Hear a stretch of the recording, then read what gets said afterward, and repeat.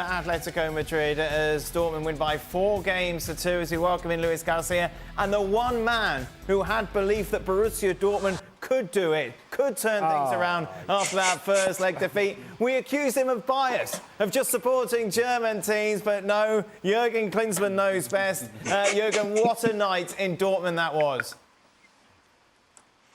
It was a special night in Dortmund. It was unbelievable to watch this game.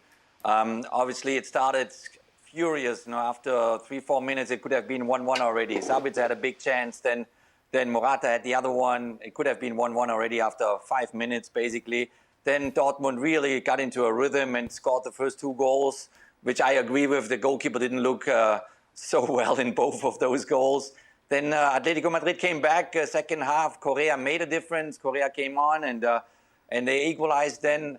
But I had the feeling from the beginning on that the players from Borussia Dortmund, they were ready for that fight. They were committed. They were committed to go through into the next round. You could see the body language. You felt the energy. There was great leadership of some of the players like Emre. He played in front of Hummels and Schlotterbeck. He played a fantastic game. Sabitzer got better and better the longer the game went on. And when you look at the third goal, when you look at that goal from Füllkrug, just fantastic. The fantastic run that he makes, he loses his defender, he goes in front of him then and scores that header. And then the stadium, obviously, gets out of control. 80,000 fans, they sang, that was loud. It was a fantastic atmosphere. Then they made another goal and they go into the next round. And this is what it is all about. Champions League in March, April is crunch time. And you, as a manager, as a coach, you have to hope that your big players really step it up. And this happened today with Borussia Dortmund. Hummels stepped it up. Even if he had their own goal, he was always positive. He was always encouraging his teammates. Emre was the leader there from behind. They believed in it. And they knew that's going to be very, very tough against this feisty Atletico Madrid team. But they made it happen. And I think they really deserve to go through into the semis now. I much prefer watching this version of Atletico Madrid than the old one a few years ago. This game was crazy. Well, Dortmund drink a different juice in this competition to the Bundesliga, don't they? Yeah. They just. I think they topped their group, didn't they? They drink zero juice in the Bundesliga. They dropped, of course, with Newcastle, with Milan and PSG. Yeah, they come. Straight away, and that you thought, right, they are superseding their domestic form in this competition. But still, again, if you'd have said semi-final of the Champions League, no, I didn't. I could not see that. They got Maatsen on loan from Chelsea. He was on loan at Burley, not deemed good enough to play at Stamford Bridge. You got Sancho, surplus requirements at Man United, potential attitude problem, conflict with Ten Hag, feels more comfortable there. And Füllkrug's goal, as Ali mentioned, that was an absolute. Talk about a striker's goal. Early ball, ball in the box, gets across his defender. Terrific, just absolutely terrific. But do you remember we used to say nobody wants to play Atleti? Nobody's saying that now because I talked about this the other day. They're not I think the last time they kept a clean sheet was around February time. They're just not keeping this dire dull Atleti is just not keeping clean sheets. Even at the weekend against Girona, lost a goal. Should have lost 2 when they should have had a penalty against them, won the game. But they're just not solid at the back.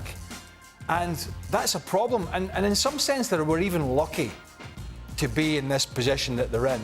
Because if you remember the game in the San Siro against Inter, the only reason the second leg was achievable was because Inter Milan were so wasteful in the final third. Otherwise, Atleti would have been out. So the warning signs were there and have been for a while. But Dortmund took advantage of it. Inter will be kicking themselves because that game should have been 3 or 4-0 easily in the San Siro. It wasn't, and they allowed Atleti back in. But I did say this for Dortmund.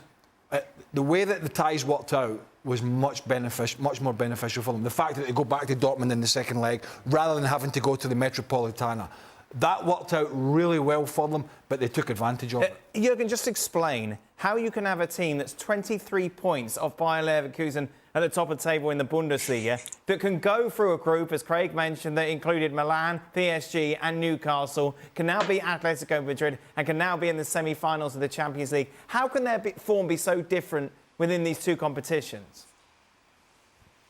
Yeah, it's really hugely difficult to keep the same form in all competitions, in a normal championship, in your cup competition, in the domestic one, and obviously in the European leagues.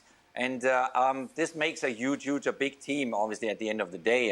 And Dortmund struggled with that. The whole season has struggled with that, to have consistency in the Bundesliga, in the German Cup, and but for whatever reason, they stayed on a good track in the Champions League, and they kicked out big names, and they're capable to make miracles happen, especially at their home stadium, because it's just rocking. When you play in that stadium, you play literally with a man more, because these people, they push you. When Correa scored the equalizer, it was quiet for about a minute and a half, and then suddenly you heard 80,000 people screaming for Dortmund, pushing them forward, giving them belief, and they started to run, they started to fight, and they started to believe in it again, and they turned it around.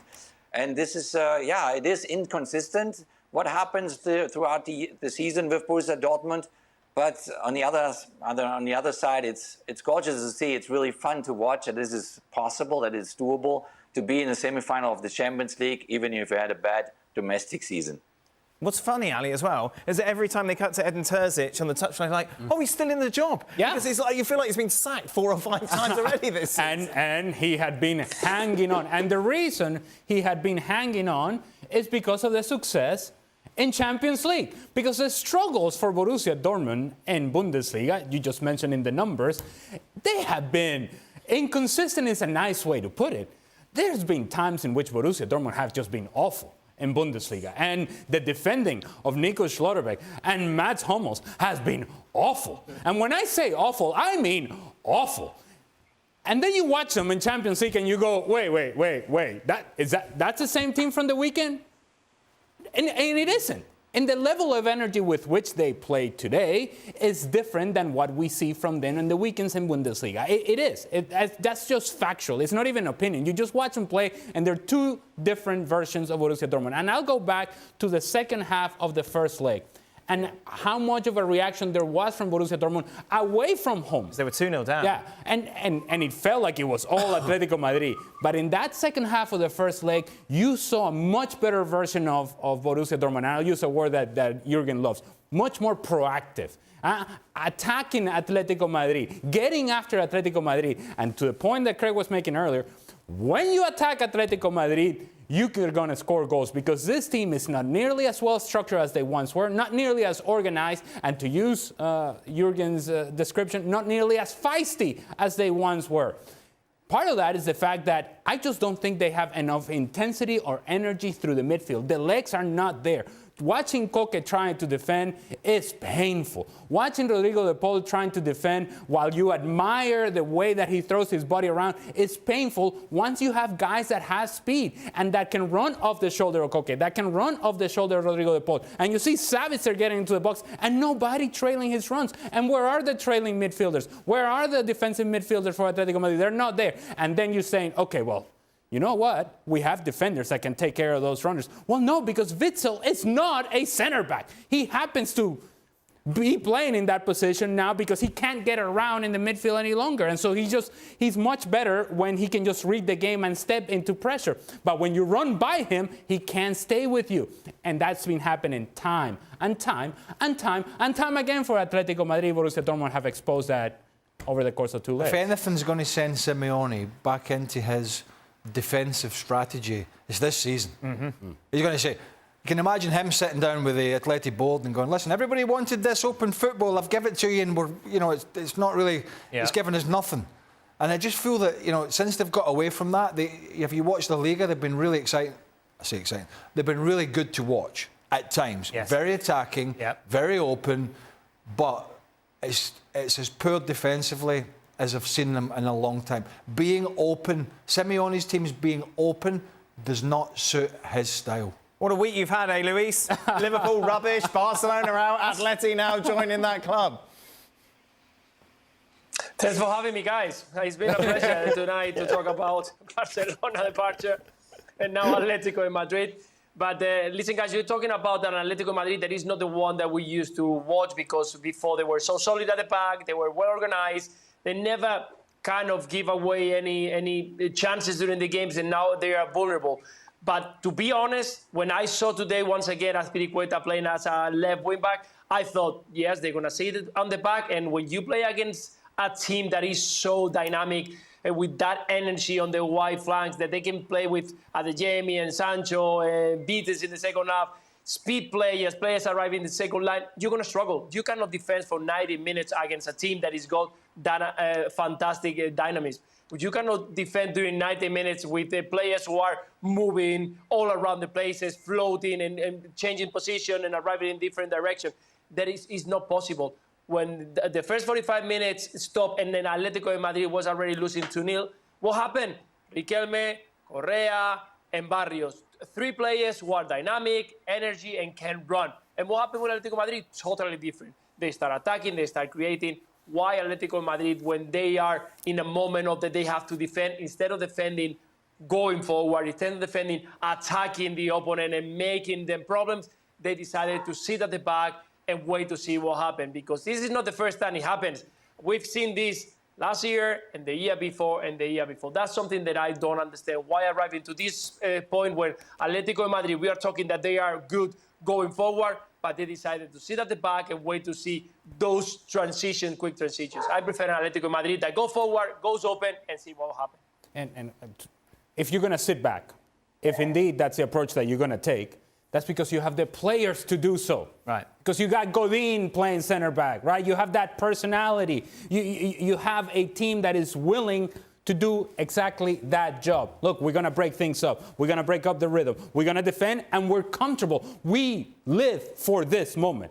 That's not the personality of this version of Atletico Madrid, and it hasn't been for a while. This is not just today. It hasn't been for a while. Craig just made the point that defensively they've struggled throughout the course of the season. That goes back to even last year and the year before then. This is a team that has been stuck in between, in this transition of, are we really defending, or are we attacking, or are we open? And they're neither here nor there. And when you're in between, you get exposed. They got exposed today.